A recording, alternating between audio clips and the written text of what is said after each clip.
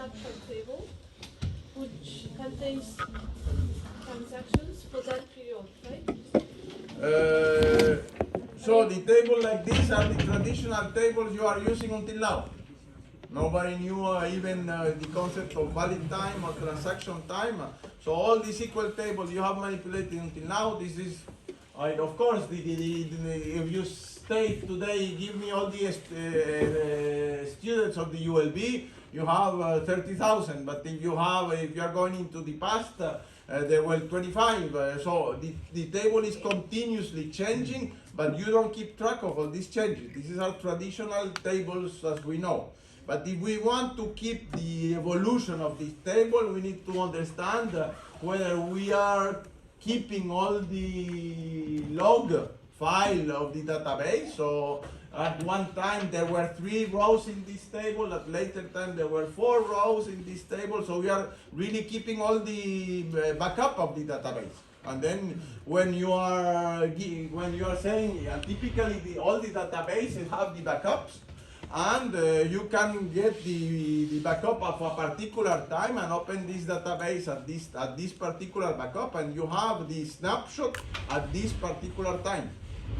So this is transaction time, but the valid time, you are saying, I know that in the past, so you are having basically what we have seen here. These are valid time tables, because I know that John was a salary from this time to this time, or John was assistant from this time to this time. So you are saying here, you are modeling the past, the present, and the future. You can know that from next January we will hire a new researcher. So you can already forecast your future at the best of your knowledge. You are planning to hire this one, and if you get lucky, you get hired. If not, you need to change your plan. Does this answer your question? So let's go again. I really insist.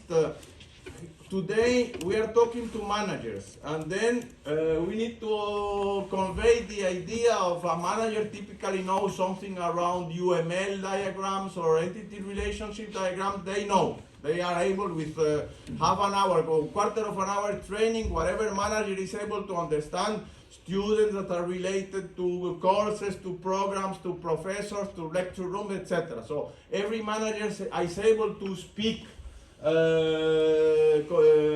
these conceptual languages, and the idea again is we need to discuss conceptual without any technical implementation behind. And therefore, an important question in this conceptual level is orthogonality. We explained, I already explained this in a previous lecture. Orthogonality is that we need to accept all possible combinations. And look at this here. So forget the clocks for 2 minutes. If we remove the clock, this is traditional entity relationship diagrams, and whatever manager is always to understand that an employee works on a project, that an employee is affiliated to a department. Okay? And a department, I have a department number and department name, a project the same, and the same for the employee. This is easy for understand for everyone. But now we need to understand what is the meaning of these clocks. And my point here in this slide is that these 3 are 3 versions of the same real-world reality, but a different level of different detail, different granularity. So in this, again, forget the clocks. Suppose that I'm grading my exam, my Bachelor 2 exam, my first database course. I give, a piece of, a paragraph of requirements, and I have 3 copies, 3 different answers. Forget the clocks. I have 3 answers from the same question. And the students are coming to my office saying, why my friend get 10 points for this, I only have 7 points for this, and I have only 3 points for this. I don't know, I'm inventing. The idea is I need to prove which is the difference between the three diagrams. Forget the clocks. Can you tell me the difference without the clocks of these three diagrams? Imagine a line of students in front. I have 200 students on my Bachelor 2 course, and of course, a certain percentage of all the students will complain to my door why they have this grading in their exam. So I have what you can say about these three diagrams. Are they equally good? Which is better than what? In which circumstances? So the center diagram is missing the department and project information. The students can say, no, I put this information here. It's not showing the relationship with the employee. If you say an employee has a department, I'm playing the devil's advocate. I'm playing the student, you are the professor.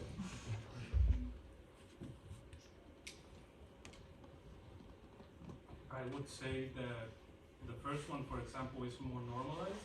So if you want to track individual things, it will be better because the tables are separate. If you try to do the same thing in the second one, you have a lot of duplicates because you have it all unnormalized in one whole table. And we could argue that it could be kind of the same if you're going to track projects, for example. If your intention is to track projects, you would have the same problem with the last table because it's embedded into the employee table. It's almost perfect, but I would refrain myself to use normalized with my manager. Okay. So I will say in this way.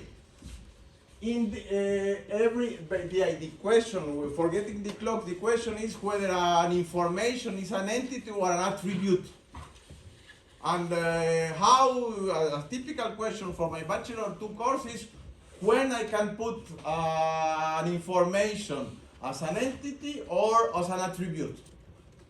How can we answer to someone this question? When to put in UML diagrams is the same. When some piece of information is a class or an attribute of a class. Yes? I would say in this specific scenario depends on what we want to track. Indeed. If it's something we want to track, we need to put it like a separate entity. And track, it's again a little bit, fully agree with you, technical term, it's but I would say each of these entities is an entry point in my database. If I give me the first project, second project, third project, I have it there. Give me the first department, second department, third, I have direct access to them. The first employee, second. How could I know? I can represent exactly the same information in the three diagrams. So basically, all the three students have at least 50% of their question is correct. According to the queries that I would address to this database, if I need, give me the first project, give me the project located in Brussels, how do I do this? I need to go through all the employees, for each employee see in which project, and if I get this information about whether this project is not in Brussels or not. Okay, so it's a much less direct path. So this, if I'm interested in having projects as an entry point in my database, departments of an entry point in my database. So if the three concepts are as important, all the three are as equally important, the first diagram is the correct one. If I have, just a simple personal database with all my employees in my lab, I don't need all this detail. I have the first employee, and I depends on what are the queries I want to ask to this database. I need more or less details. Okay, but formally the same information can be encoded into the three models. You get the idea? This is the question of orthogonality. The same thing would be about temporality. In the little clocks, we can say it will manage the life cycle, when this project started and when this project ended, when this department was created, when this department was closed. Okay, with this idea, I could have the same information there, but it's no, not really. Be quite that, because when I say employee is attached to a department, I could represent here when this employee was hired into that department and then he switched to another department, but nevertheless I don't know for how long this whole department existed. You get the idea? So we are modeling different temporal information according to here. We are in the central situation. I'm saying this employee working in that department from this time to this time, or working on this project from this time to this time, and the second project in this time to this time. But I cannot get track for how long this project was running, or for how long this department was running. So the idea is that these three are valid, depends what you want to track. Yes? I have a question. In these kind of diagrams, when we have the interval symbol, does that mean application time system? At the beginning, I'm still getting into there. We will go into the detail later. So now we get into the detail. So we will elaborate about these examples. Look at this. I have a normal class without temporality, but I would like to have temporal attributes. I will explain what does it mean. And these temporal attributes can even be composite attributes. I have a subclass. A person has a subclass employee. Look at this. I'm having here a non-temporal class, superclass, and I have a temporal subclass. Is this valid? I will try to explain the semantics of all this. I can have a non-temporal class with temporal attributes, and I also have a temporal class with temporal attributes. I have relationships. Some relationships I would like to have temporal information related to that. What does it mean? Here, look at this. In this case, I don't have, but all the possible combinations, we will see all the possible combinations which make sense. And again, when we developed this model, I was discussing with the geographer of this French institute working on avalanches. Of course, they are geographers and snow experts. Of course, they are not temporal database experts. So this kind of model is really targeted to these kind of users which are not technical at all. So, of course, the first thing we need to do is to define which kind of temporal information we would like to ask to a particular event of real-world fact. We have seen instant, an accident, an interval for the association of an employee to a department, or set of instants, or a set of intervals. Okay, for that? And then you can have a time span, which is a duration independent of the time. 3 months, 2 days, and 1 hour. Then let's see intuitively what does it mean when I add a clock here at the class level. I have an employee, and these are traditional attributes. So it's Peter, born on this date, at this address, living in this address, with this salary, working in these 2 projects. What I'm meaning here, I need to know his life cycle information. When this employee started to work in our company, and when it eventually could stop to work, or if he stopped to work in the past. And there are, of course, two possibilities. If this is not explicitly here, but it should be used, for example, with this symbol to say I can have interruptions of the life cycle of this employee, because I accept someone to go on leave for 1 year. So here, he was active, Peter was active during this period, and he was on suspended or on leave during this period. So basically, when you put something here at the entity level, you are getting for each instance its life cycle information. Okay, for that, very simply, intuitively. And then we need to define whether the life cycle is continuous or discontinuous. If you are thinking of employees, we could accept discontinuous life cycle. But if we think of persons, can we have discontinuous life cycles for persons? No. No? Well, There are no resuscitation up to now. I know it's supposed to have been one person who has coming from the other side. But okay, you get the idea. You need to understand whether you accept whether you have continuous or discontinuous life cycles. For example, at the ULB, it could be the case that when a project is closed, you cannot open it anymore. Or when a department is closed, you cannot reopen anymore.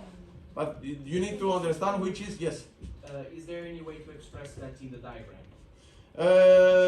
I would use this Okay. because I'm For discontinuous. discontinuous because instead of that will be a set of accidents into a mean. It's just a communication mean between you and me. There is no formal thing for at this level, but between you and me, if I tracking accidents in a corner, that will be the associated time information. If we are thinking of employees affiliation to a company, I would put this. What happened with the non-temporal objects? Suppose that you have a class like this which is temporal, and I need to mix it with another class which is non-temporal, and the other way around, and you have to do joins on this. What is the default life cycle for those non-temporal things? Either we say from the beginning of the database until now, it was always valid, or I know that it's only valid now, I cannot say anything in the past or anything in the future, or they were always, so you imagine they were always valid.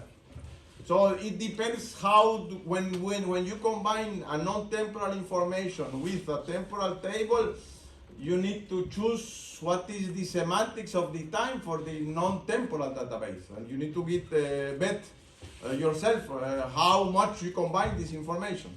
Get the idea? Yes? So, as an example, that would be like employee changing an employee that's been active, suspended for 30 years, working in a company where department names are constantly changing, but we choose to keep the department names non-temporal, then we have to have a decision on what do we apply during each of those time periods. Yeah. Okay. And then probably, I don't know, this is T-SQL2, but probably normal SQL also. For non-temporal tables, they suppose that this was always true, valid, and it will always be valid.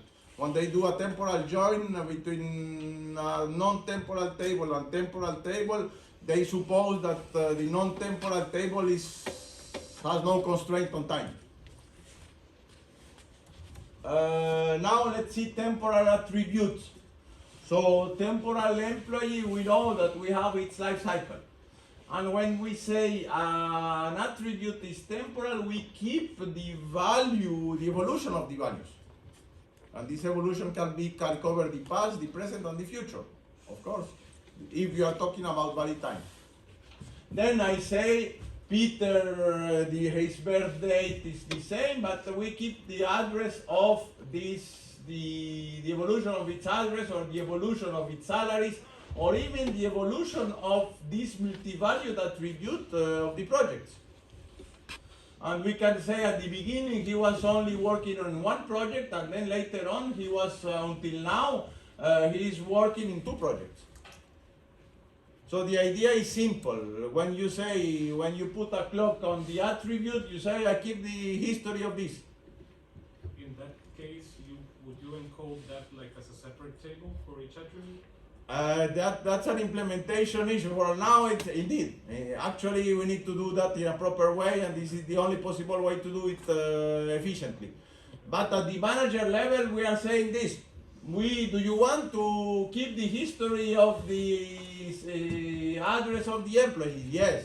Do you want to keep the evolution of the salary of the employee? He will say yes. And even for the multi-valued attribute also, okay? And now what happened when we have look at this, these have a multi-valued and a complex attribute. For each project I keep, forget the clock for the moment. We have a multi-valued attribute that for each of the projects we have name, manager and budget. So forget about this. One possible value of this attribute, the batch project with the manager was this and the budget was this, and the second project this was the manager and this was the budget. So this is when you are saying a single value is a triplet, and I keep in the database between one and many of these values. When we are talking about temporality, with the same idea, we get the evolution of this complex attribute. At the beginning, it was only one project. For each of these projects, I have the 3 values. But later on, there were 2 projects, and I keep these values. What happens if, on the other hand, I have this? I say my project attribute is multi-valued, but I don't keep it. I do not want to keep the history of this. Nevertheless, so basically what I'm saying this, I only keeping the current projects. Yes? Another question related to that. When you're like actually implementing this, for the first one, you would take like a separate table to track those 3 fields, right? Like Yeah. name, manager, and budget in one table. For the other one, you would do the same, like a separate table, but you would only track manager, not Yeah. the rest of the field. Yeah. So here we are saying each of these projects which are here current.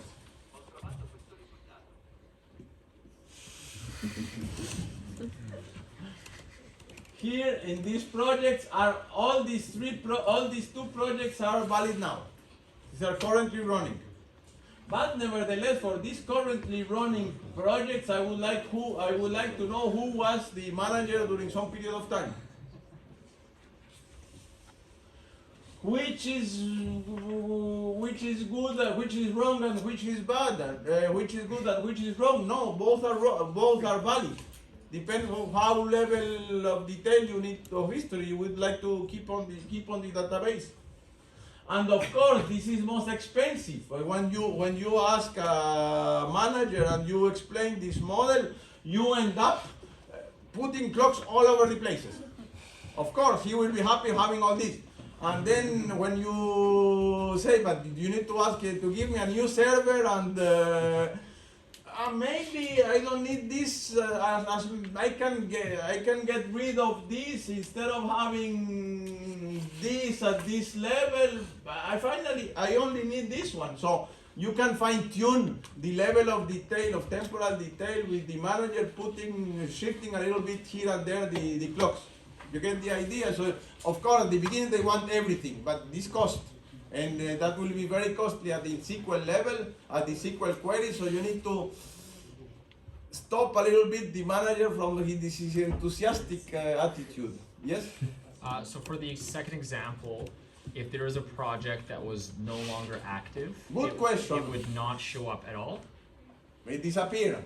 So you are saying explicitly, if a project is closed, I will remove it, which is how it works in normal databases.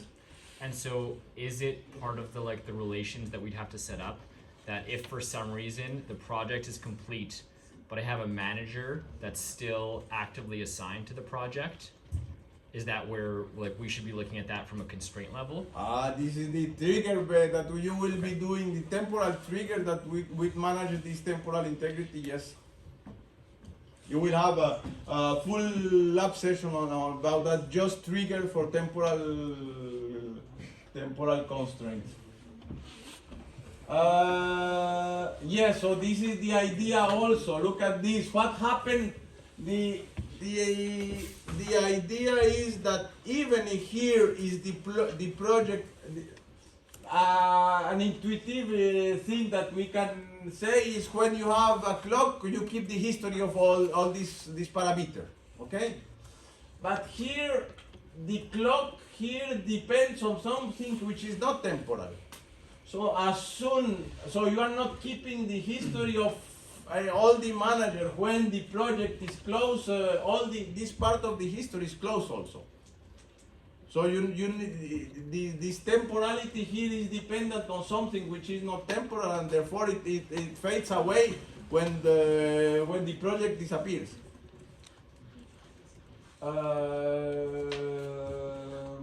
Yes, that's an important question.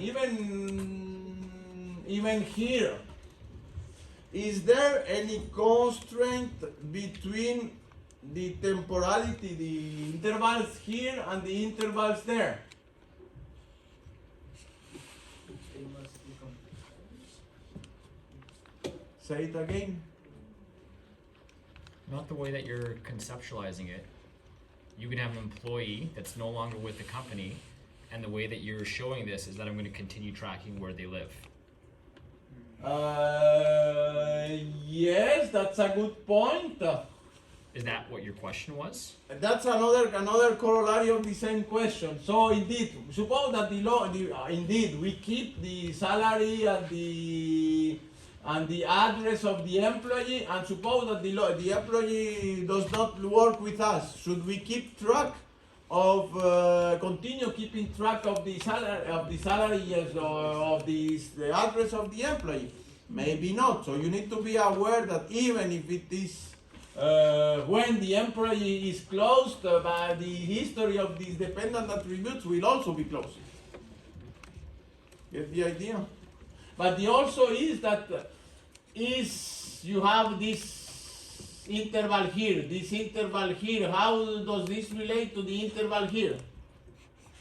Is this included? Is this an intersection? Is this an exclusion? So, I mean, you have two intervals, they are all possible constraints between being disjoint and being one inside the other. How do we, is there any constraint there in your database? The salary should be included in the employee. In the either. And what about the address? Well, it can have to. Will include employee. I mean, Well, that- staff and guide. That depends on you. I would say that you'd have to define your default, and that your address starts at, I mean, if you default to at some point to infinity, to whenever they started, you're just going to say that they lived at whatever address they started at. Then it would be fully defined with an employee while they're working there, and then the last address they had before they stopped working would be assumed to be their last address until The end of time. So, but indeed, the idea is that you need to put constant. Suppose that instead of this,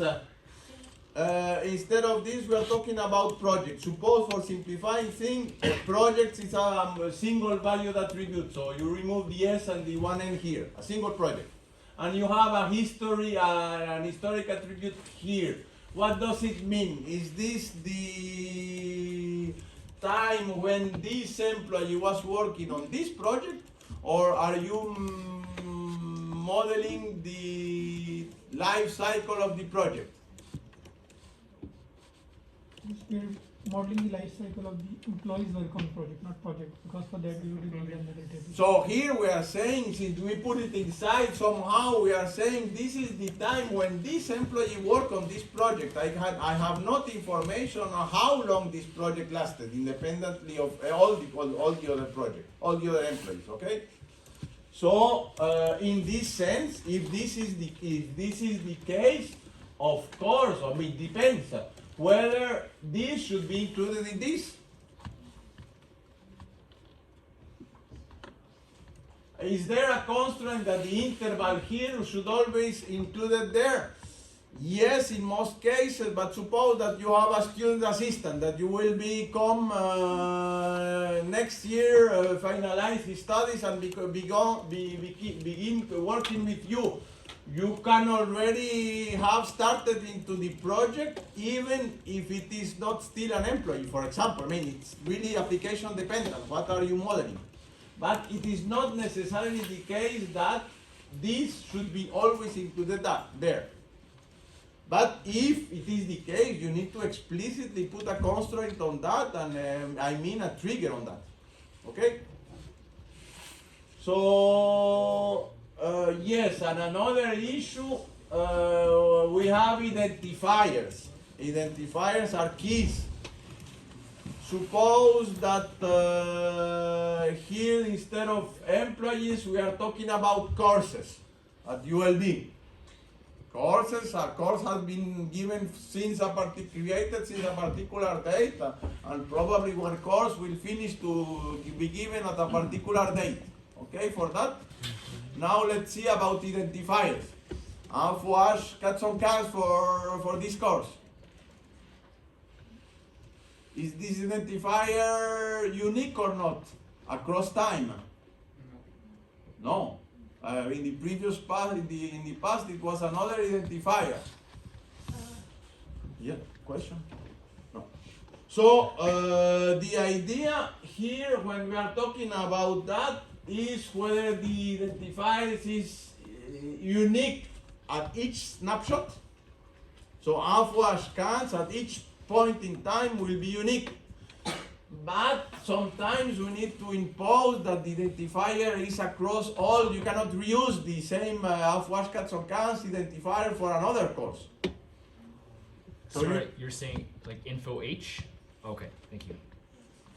So the idea is you need to understand whether the identifier is identifier. So the keys that you put here, you typically use put an underline to mean this is a key, but you need to understand whether this is a unique today and tomorrow, or it is unique across all the history of the database. The same for the cardinalities here. Suppose that you have 1 to n cardinalities. You are meaning here that at each point in time, every employee has between 1 and many projects. Or if we say at each point in time, an employee has, when you put nothing, it's 1. At each point in time, an employee has a single address. But that does not mean that across the database lifespan, you can have several identifiers. So again, the same idea, the cardinalities can be at every snapshot, or you can say an employee can have at most 3 departments on which he or she can work on. This will be a lifetime cardinality instead of an instantaneous cardinality.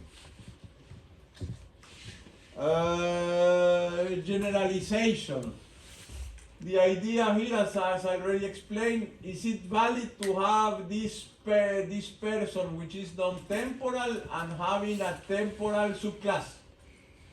So if I see here for this employee whose name is John, I have his name, his birth date, and the history of his address. On the other hand, I have an employee. By definition, through inheritance, I need to have also this information for all employees. And therefore, I have this part of the record of Peter, which corresponds a person, a name, a history of the addresses. But in addition, I need to add the life cycle information as an employee, the history of the salary, and the history of the project. And then it is up to you and the application requirement what happened when. So in the very particular case at ULB, I have a personal record at the ULB databases with a particular time when I was hired, when I was on sabbatical, all these things is here. For fiscal reasons, I need to put my daughter is in the database, because I need to prove that I have a daughter and therefore I pay less taxes than someone that has no dependent. Okay, for that? But of course, there is no temporality associated to my daughter. As soon as I will no longer work for the ULB, probably they will not keep the information about my daughter because they don't need to compute anymore my salary. Okay? So this is the more or less the intuition, but again, this is application dependent. It is possible when then when some person is no longer there, then you throw it away.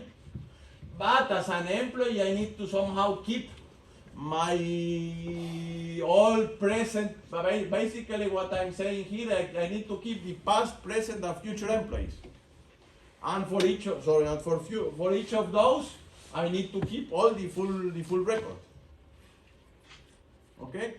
So something like you having a daughter, you would have that as a non-temporal attribute in person, and then it's just yes daughter, no daughter. It doesn't matter whether they existed before or after. Okay. Now let's see the other way. We have employees who are temporal, and I have two classes.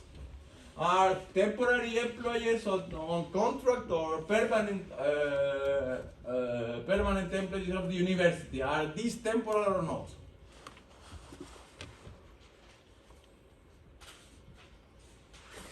According to your intuition, should they be temporal or not? It is said there that are implicitly temporal. Why? Because by definition, inheritance, you inherited whatever you have in the upper class. So I have, by definition, a temporary employee has also a life cycle, and a permanent employee has also a life cycle. And then what happened in this respect? You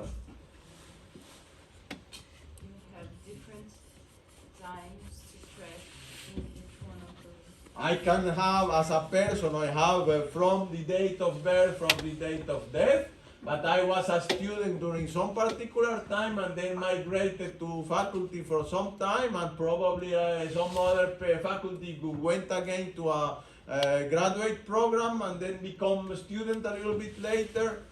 So these are two different life cycles according to a particular role a person was playing. Yes? But do we need temporality in the person table? Because life is continuous. Why do we need? So basically here you are saying I'm keeping also the date of death for the person. Okay. And we at ULB, all the past employees, there is certainly a death for those persons as soon as we have it. This is a very Western view of life, though. Fully agree with you. So the idea here, imagine employees, and then suppose that here employees, you have temporary employees and permanent employees.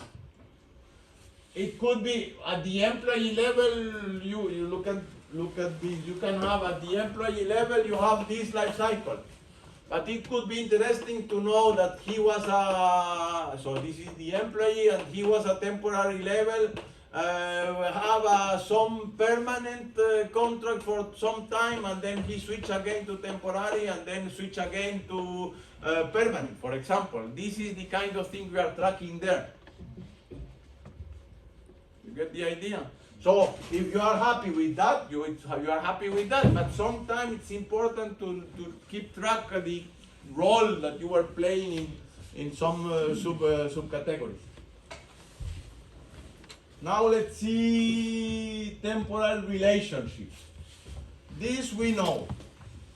Employee works on projects, and then we know that the temporality here is related to the life cycle of the employee, to the life cycle of the project. So what does this mean? We also want to track the life cycle of the association.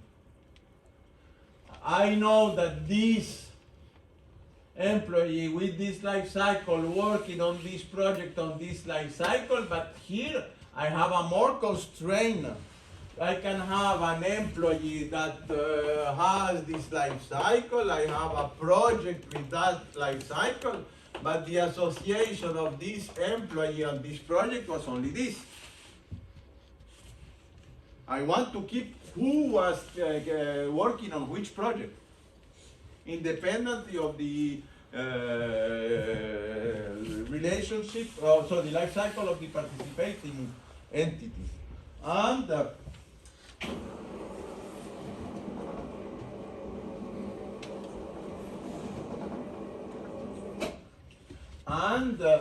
I can also have a temporal attribute here. John was working on this project at the beginning until now, during this time, and inside this time worked 30 hours all this period. But the same, let me see it better, yes. Here, the same employee was working on the other project at the beginning 25 hours per week and then 35 hours per week. Oy,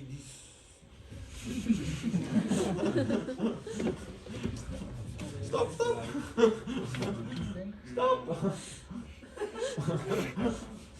Sorry. I need to check my PC. You understand? Where I was it? Yes, here. So, of course, I know let's analyze this not yet. So this is the easiest case where the entities are temporal and the relationship are temporal. We discuss about orthogonality, and then yes, another thing. Are there constraints between the life cycle? My PC is making my life complex. So I have here a life cycle for employees, a life cycle for projects, and a life cycle for works on. Are there any constraints? Yes? You have to work on a project on the time for works on should be inside the time of the project. So basically, if you understand here, this period should be, in this case, an inclusion, a strict inclusion. It could be even like this. But I cannot accept that an employee was working on a project which has not even started yet. So there are some constraints here. But this is always the case, that there is an inclusion constraint of the relationship between entities and, yes? I was just gonna say your hours per week also has to be an inclusion. Indeed, and all this should be explicitly tracked into your temporal database, because otherwise you accept whatever information. As soon as you have a typo, then your temporal joins will be a disaster. So you need to really constrain your temporal database to avoid this kind of problems. Should we create another table? Sorry? Should we create another table to keep the For the moment, hours? for the moment we don't think. I'm talking manager, so I insisted, and then we will see how the possible ways to implement. I have a few slides after that. But you understand, we are saying to our manager, do you want to keep this or not? Do you want to put a clock on employee on works on a project? And then he says obviously yes, but then you say, look at this is very expensive. Can you, is it sufficient for you to have temporal entities but only relating non-temporal relationship? What does it mean here? So I have a present and past and future employees, the same for projects, but what I'm going here, I'm saying I only keeping currently running projects. And for this currently running project, I nevertheless want to keep the history of how many hours per week each employee worked on the project. So this project is valid. Now I know that employee 1 is valid, should be valid now, project 2 should be valid now, because otherwise it cannot be here. I'm saying these are the currently valid associations. And in the past, or here, it was always 30, or in the past it was 25 here and 35 now. So this is a history of the current, the hours per week of the currently running projects, currently running associations. Get? And is the other way valid also or not? So here I'm keeping only the currently valid employees, currently valid projects, but for each of those I want to keep the history of the associations. So here E1 and P2 are currently valid. Look at this. I don't have any life cycle information. But I can know that last year employee 1 was project on P2, but this is no longer the case, but because now he's working only on P1. But both E1, P2 and E2 are valid now. So you get the idea. The idea is, as I mentioned before, the manager will put clocks all over the place, and then it will be very expensive. Then you need to calm him or her a little bit down and say, look, are you really needing for that? Because each of these will be a complex issue when you write your SQL queries. For that last example that you had, do we now have a duplication because you have both works on and hours per week? Can we can we figure out when they're working on which project, just given the fact that you're giving an hours per week, as long as it's non-null? I don't know if that question makes sense. So for E1, P2 at the very top in the middle, you have 30 hours. Given the fact that they're working 30 hours and they have a time range, that time range those two time ranges will be exactly the same. Is that correct? But for the second one, not necessarily, because you need to split this interval into at least these two. But then you could take the earliest time that they started working. Oh, okay, there could be a time in the middle that they weren't working on the project, so you can't tell if it was discontinuous or not. Okay. Then it's typical thing that we need to do an algebra for periods. Whether one thing is before or meets or overlaps or is during or start or finishes. This is the kind of predicate that you want to use in your SQL queries. Is this project started before or after that other project? So we need to have these operators, and again, each system would propose different operators. This is one traditional one, which is called Allen's operator, coming from the name of the researcher that in the 1980s published this paper on these event algebras. But there are many possible ways to do that. And then we have this synchronization. This synchronization means that you need to add constraint on that. Look at this, and this is really related to this avalanche domain I was talking before. We have a reporter of an avalanche that is making a report only with photos about all the disasters caused by the particular avalanche. So he needs to take a photo, and this photo has or even a report, a written report has a date at which he submitted this report. And or even here, this reporter, they can be working or not on the institute. So he has a life cycle. And of course, there is a constraint between the photo or the report submitted for the avalanche and the life cycle of when he was working in the institute. Okay, so we can accept only the photos that if only for intellectual property issues. We cannot accept the photo here that was taken only while he was working on the company. Otherwise, we have IP issues. You get the idea? Same if you have a genealogical database. If you have a genealogical database, you have persons with the life cycle, which is ancestral descendant of other persons. And you need to have a constraint here to when you can connect one person to its ancestor or descendant. And all this should be implemented. And then typically, of course, this is unless we are thinking of unless exceptions, like for example sperm banks or something like this. If we get the sperm banks out of the question, there should be 9 months between the person and ancestor and his or her descendants, unless they are sperm banks, okay? So you need to somehow put constraints on your database to express these temporality constraints. And then that's all.